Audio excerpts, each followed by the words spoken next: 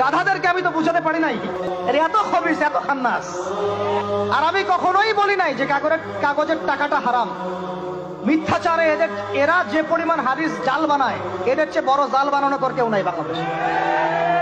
একটা কথাকে ঘুরাই ফিরে এমন ব্যাখ্যা শুরু করবে যে আপনি বিভ্রান্ত হয়ে যাবেন। একটা ইমোশন প্রকাশ করবেন, উহুদের প্রান্তে দাঁড়িয়ে একটা ইমোশন প্রকাশ করবেন, ও বানাই দিবে ও জান্নাতের ঘ্রাণ পেয়ে আসছে। আপনি বলবেন যে কাগজের টাকা নয়, মনিটরি সিস্টেমটা হারাম, ও বানাই দিবে ও বলেছে কাগজের টাকা হারাম। আপনি বলবেন যে আপনার যদি গান শুনতেই হয় তাহলে একা একা শোনেন, আমাকে শোনাচ্ছেন কেন, ও বানাই দিবে ও গান একা শোনা জায়েজ বানাই দিছে। এর এত খবিস, এত খান্নাস। এদের চরিত্রটা চিনতে পারতাম না আমরা যদি গাজাই শুনে আসতো। আল্লাহর কসম, আমিও কিছু কিছু জায়গায় এদেরকে কোনো কোনো ক্ষেত্রে ভালো মনে করতাম। আল্লাহর কসম, গাজাই শুনে আসলে আমি বুঝতে পারতাম না এদের ভিতরে কত মুনাফিক আছে। আল্লাহ পাক আমাদেরকে মুনাফিকদের থেকে হেফাজত করেন, মাজলুম ভাইদের সাথে থাকার তৌফিক দান করেন, জালেমদের পক্ষপাতিত্ব করা থেকে আল্লাহ হেফাজত করেন। নির্লজ্জদেরকে দেখেছেন? নির্লজ্জরা এখনো বলেছে আইয়ুবী রাহিমাহুল্লাহর আকীদা ঠিক ছিল না।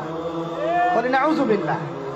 আর আইয়ুবী রাহিমাহুল্লাহ যে ঘোড়ায় চড়ে জিহাদ করেছেন, ওই ঘোড়ার খুরের নিচে যে পরিমাণ মাটি ছিল, তোমার মতো হাজারটা মাতখালিকে ওই জায়গায় নিয়ে গেলেও তার সমপরিমাণ হবে না কখনো ইনশাআল্লাহ।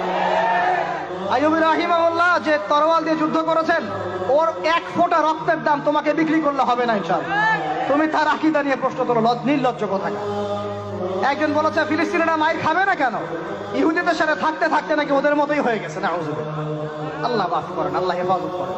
একজন বলেছে যে হামাস ইহুদিদেরই হাতে তৈরি করা, বিচ্ছিন্ন হয়ে নাকি সন্ত্রাসী কর্মকাণ্ড করছে।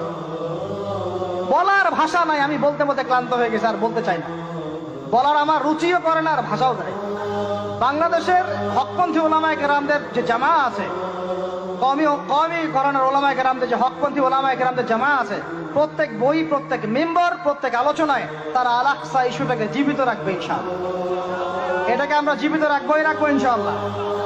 ওরা এটাকে ভুলিয়ে দিতে চাচ্ছে, এই জন্য নতুন নতুন ইস্যু তৈরি করার চেষ্টা করছে। খবরদার, আপনারা এই ইস্যুতে পা দিবেন না। আল্লাহ রাব্বুল আলামিন আমাদের সবাইকে ভিতরে চোখ দিয়ে এই বিশ্বকে দেখার তৌফিক দান করেন।